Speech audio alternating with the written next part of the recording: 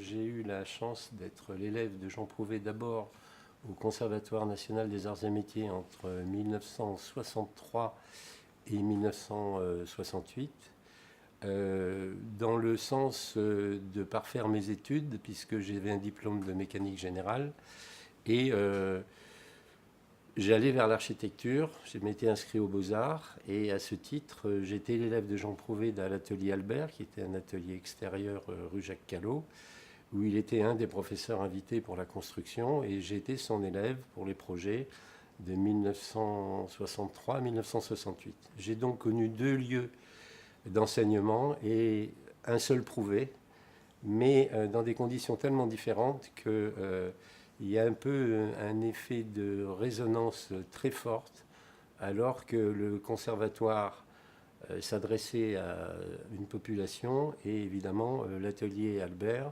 on était continuellement en travail personnel avec Jean Prouvé. Donc, être élève de Prouvé, donc vous pouvez peut-être nous parler des deux, Oui, alors, deux types d'enseignement. oui, alors je crois que il est intéressant de restituer presque anthropologiquement la manière dont ça se passait. Les cours ont été publiés, tout le monde connaît.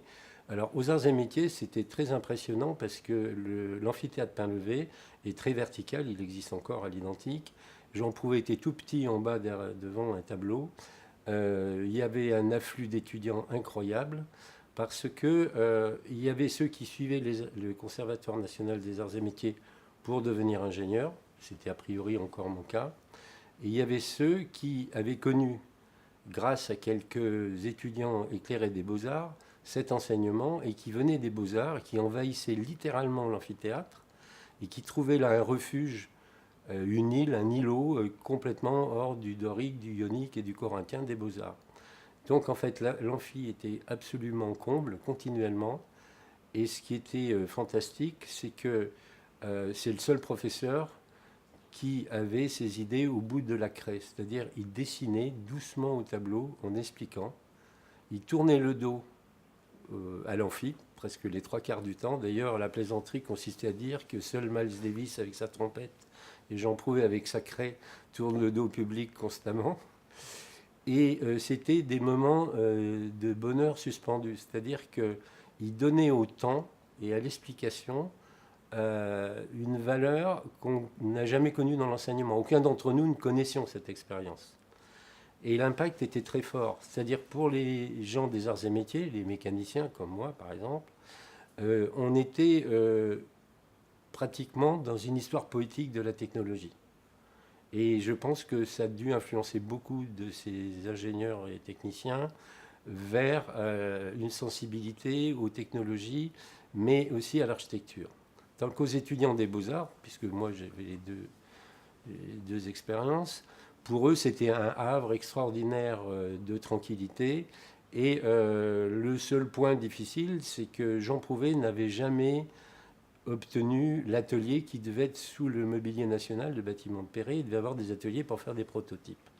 Donc il a beaucoup déçu des élèves comme moi et certains autres parce qu'on ne pouvait pas faire de prototypes.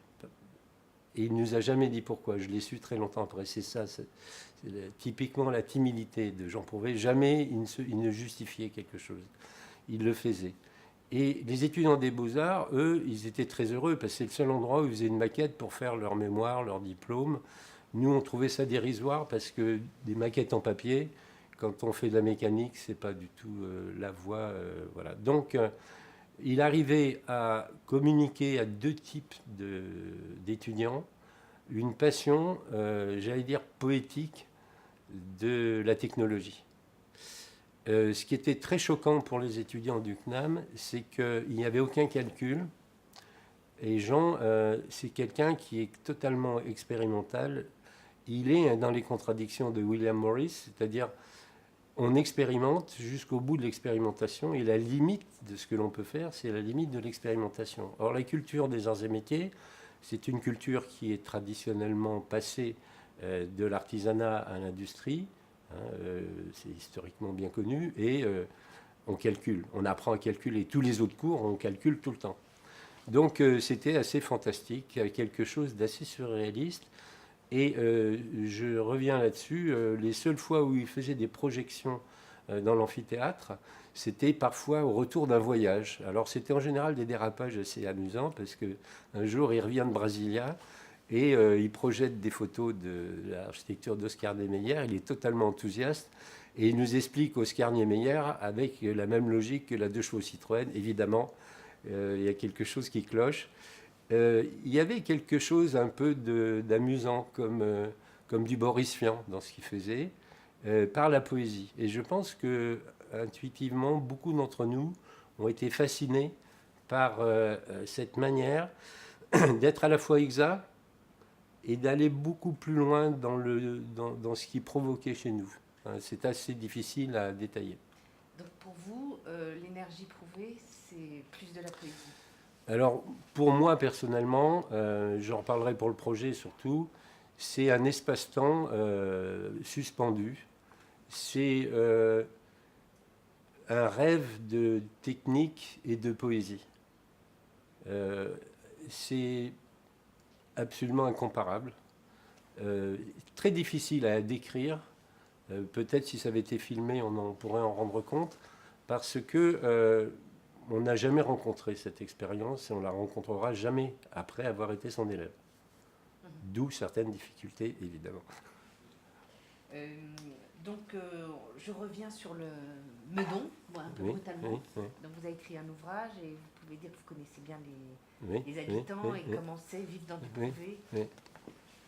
Alors, il faut bien voir que les premiers habitants de Meudon, ils arrivent autour des maisons, c'est encore un bourbier, c'est livré alors que le VRD a été fait par le ministère avec du retard. Ils ont vu monter certains les maisons en une journée, donc ils sont assez estomaqués. Les maisons, toutes la même couleur, elles sont couleur du papier craft marron. Elles ont un poêle à bois au milieu, on est vraiment après la guerre. Et les gens qui passent dans la rue disent que c'est des boîtes à sardines qui ont été refusées d'ailleurs par la commune de Sèvres de l'autre côté de la route. Donc c'est des gens qui sont très heureux d'être logés, le minimum est essentiel pour eux. Et ils sont locataires, ils sont relogés et ils n'ont aucun commentaire à faire là-dessus. Progressivement, il va se dégager, c'est des gens quand même assez cultivés. Il y a un secrétaire de mairie, un architecte, etc. Donc ces gens-là, progressivement, vont donner une valeur à leur maison, parce qu'elle est différente, et ils vont s'y attacher. Alors je peux citer un des premiers habitants, qui malheureusement a disparu aujourd'hui, M. Debelle, qui racontait que très rapidement, il fallait accepter de rouler en décapotable avec un cache-colle et une casquette, et pas se prendre pour quelqu'un qui vit en costume 3 pièces. Voilà, c'était exactement ce qu'il disait. Donc les maisons étaient peu isolées, il y avait de la condensation sur les faux plafonds, mais très fonctionnelles. Et quand les gens ont racheté les maisons, ils étaient tellement bien là qu'ils ne se sont pas posés de problème de l'entretien, de l'évolution de la maison dans le temps, etc. Alors qu'elles étaient prévues officiellement pour 10 ans. En fait, Jean, après, dans une interview, dit que c'est pour 50 ans.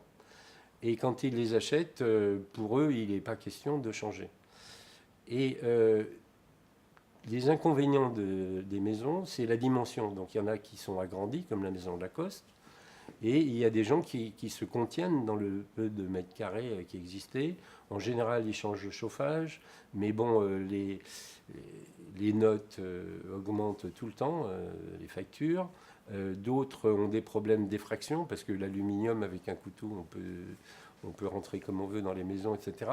Mais ce qui était très frappant, c'est que tous les premiers habitants que j'ai rencontrés à l'époque, en 99, sont des gens qui adorent leur maison, et ils ne l'adorent pas pour des raisons foncières ou immobilières.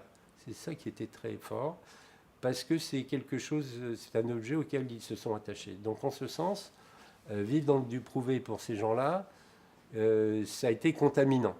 Quelque chose s'est passé au premier degré, et ce n'était pas des historiens ni des architectes en général, mais c'était très touchant. Après, les problèmes se posent. Pour entretenir, c'est exactement comme rouler avec une 2 chevaux au lieu de la garder au musée. Et là, on vit dans des maisons, donc c'est assez difficile.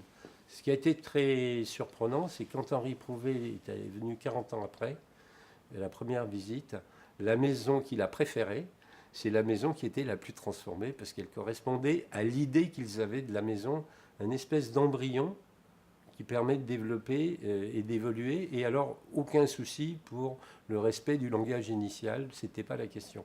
Ça, c'était très fort. C'est-à-dire que l'éprouvé, l'atelier Prouvé, s'inscrivait déjà dans l'idée d'une évolution nécessaire et pas d'un respect patrimonial. Ça, c'était très très fort lors de cette visite. Qu'est-ce que l'énergie Prouvé pour un élève de Prouvé C'est assez surprenant, mais quand chaque semaine, on travaille pendant un certain nombre d'années avec lui sur le projet, on a une expérience vraiment particulière. Parce que comment ça se passait de ce point de vue Jean pose les questions à l'étudiant, il lui repose les questions sur son projet. L'étudiant monte le projet, il lui repose toujours la question pour qu'elle soit mieux posée. Donc déjà, la solution est dans la question. Ensuite, il ouvre des pistes avec son crayon sur du calque. Il ouvre des pistes avec des dessins comme tout le monde les connaît, mais jamais il dessine à la place de l'étudiant. C'est-à-dire il déclenche chez l'étudiant un processus, un véritable processus de démarrage du projet, et il ne sait le faire qu'en dessinant. C'est ça qui est absolument incroyable, et ça dégage une énergie pour l'élève. Et puis la semaine d'après ou dans 15 jours, on va voir ce que ça donne. Après, il va revenir sur le détail, si la solution est intéressante. Il va revenir vers le détail, mais pareil, il va indiquer. Il ne dessine jamais à la place de l'étudiant. Et l'autre chose qui est la plus surprenante, c'est le positionnement par rapport à l'échec. C'est lui qui explique à l'élève, il lui dit vous n'avez pas trouvé la solution. Peut-être la question est mal posée. Peut-être il n'y a pas de réponse à cette question. Ou peut-être vous n'êtes pas capable de la trouver. Dans tous les cas, vous savez que vous ne pouvez pas trouver, donc il faut reposer la question autrement et en tirer aucune conclusion. Et ça aussi, ça dégage une énergie. C'est-à-dire qu'il n'y a pas de culpabilité sur l'échec de ne pas avoir trouvé. C'est une clé importante. On repose la question autrement. Dit avec d'autres mots, on fait ce qu'on sait faire. Et ça, c'est quelque chose, peut-être pas beaucoup de professeurs, surtout en architecture évidemment, l'ont donné. Et cette énergie, ça crée une complicité et ça déculpabilise, alors que la correction classique en architecture est plutôt culpabilisante. Donc ça déclenche énormément d'énergie. Et il se cantonnait absolument au secteur qu'il contrôlait. Et nous, continuellement, il ne faut pas oublier qu'à l'atelier Albert, c'était les années 60, c'est l'année des contestations, des contre-cours. On est très cultivé, peut-être faussement, j'en sais rien. C'est la génération qui va être traitée de chienlit par De Gaulle en 68. Et on était des têtes dures, donc on lui posait des questions terribles. Et je vais prendre un exemple par rapport à cette question d'ouverture. Une fois, on commençait un peu à contester cette attitude qui consiste à dire, quand on dimensionne bien avec les matériaux, on a trouvé la forme des choses. Donc, on lui posait des questions, il ne répondait pas, parce qu'il ne répondait pas à ce qu'il ne savait pas, peut-être, je ne sais pas, sans doute. Et puis, un jour, on lui dit, écoutez, franchement, vous avez connu des architectes où vous ne pouvez pas dire qu'ils créent exclusivement par la matière. Alors, il balbutie quelque chose, il ne répond pas. Et une semaine après, il revient, c'était touchant. Il me dit, c'est à moi, donc il me dit, j'ai réfléchi à votre question. Je suis troublé. Un professeur qui dit, je suis troublé. J'ai connu 2 architectes, personnellement, où je ne peux pas dire ce que je vous ai dit, c'est Frank Lloyd Wright et Le Corbusier. Et le pompon, il dit, mais c'est vous vous êtes l'architecte. Vous pourrez peut-être m'expliquer pourquoi. Voilà, ça c'est prouvé toutes les semaines. Alors, ça déclenche une énergie de questionnement, mais de responsabilité en même temps. Et on ne faisait jamais allusion à son travail professionnel en tant qu'élève, c'était absolument sur nos projets. Et en termes d'énergie, je pense que ça fabrique à la fois une force et un inconfort à perpétuité. Parce que quand on reste sur les bases de ce que nous a appris Jean Prouvé, on n'est jamais satisfait, c'est clair. Ça, il nous le transmettait très fort. Mais on n'est pas du tout coupable de ne pas être satisfait. Je ne sais pas si je m'explique bien. C'est une ouverture continuelle, c'est un arbre ouvert. Et ça, c'est très très fort. Et je crois que beaucoup d'étudiants ont l'a vécu et on le vit encore. Voilà ce qui nous arrive. Très bien. Et donc les deux formules. Alors, la première, ne jamais copier, ne jamais plagier. Qu'est-ce que ça vous évoque? Alors, moi, ça m'évoque que ne jamais copier, ne jamais plagier, c'est une question qu'on ne s'est jamais posée. Parce que je ne sais pas si on se rassemblait autour de lui parce qu'on était comme lui ou si c'est l'inverse, je ne sais pas. Mais ce qui se passe, c'est que on avait à peine trouvé une solution qu'on en cherchait une autre, ce qui a peut-être été le drame de sa vie professionnelle. Et on ne pouvait pas tenir en place. C'est-à-dire, on trouvait une solution, on avait envie de trouver une autre solution. Encore mieux, mais surtout différente. Donc, on n'avait pas le problème de la copie, on n'avait pas le problème du plagiat, et surtout, l'époque où nous, on projetait, on travaillait sur les bases de Plauxity, Archigram, des systèmes automorphiques qui n'avaient jamais été construits, nulle part, sauf par la biomécanique. Et on était complètement et volontairement dans le non dessiné avant nous. Et c'est pour ça qu'il était fantastique. C'est-à-dire, il ne travaillait pas sur ce qu'il avait déjà fait. Il était manifestement très heureux d'être avec nous pour inventer des nouvelles choses. Donc la question ne se posait pas du tout avec lui. Et on va dire de votre expérience et de votre enseignement, enfin de l'enseignement que vous avez reçu, moins d'esthétique, plus d'éthique, c'était une phrase qui était oui, récurrente. C'est une phrase qui était récurrente, mais je dirais en réaction. Moins d'esthétique, plus d'éthique. Moins d'esthétique, plus d'éthique, c'est une question qui nous perturbait énormément. Pourquoi? Parce qu'on ne pouvait pas en parler directement avec lui. Et on le vivait continuellement. Alors, sur l'éthique, il y a quelque chose qui faussait un peu le jeu historiquement à ce moment-là, parce que pour nous, Jean Prouvé, c'était l'homme que l'industrie avait broyé, que le capitalisme avait tué.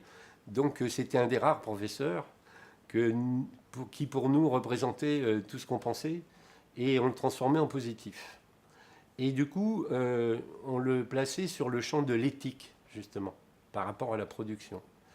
Et sur l'esthétique, comme implicitement, il cherchait toujours que ce soit beau, mais il n'en parlait jamais, en fait, on fonctionnait un peu comme lui. On parlait de moins en moins d'esthétique, et il y avait une insulte à l'atelier Albert, qui paraît monstrueuse aujourd'hui, c'était traiter un autre de formaliste, de formalo. Et ça se traduisait comme ça. Donc en fait, c'est par le non-dit.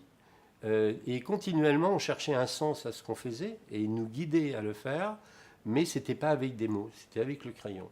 Et je crois que ce n'était pas moins ou plus, c'était nous voulons tout quelque part. Et je crois qu'il faut plutôt voir Jean Prouvé, enfin comme élève, on le vivait comme ça, comme quelqu'un qui ne concédait rien à rien, mais ça s'exprimait par le faire et pas par le dire. D'où la difficulté aujourd'hui de théoriser, dire il était esthétique, anti-esthétique. Non, je pense que jamais il a imaginé qu'on fasse quelque chose qui soit pas beau. C'était un service qu'on avait à rendre à tout le monde et à nous-mêmes. Et en même temps, on n'en parlait jamais. C'est par le faire qu'on proposait une relation éthique-esthétique.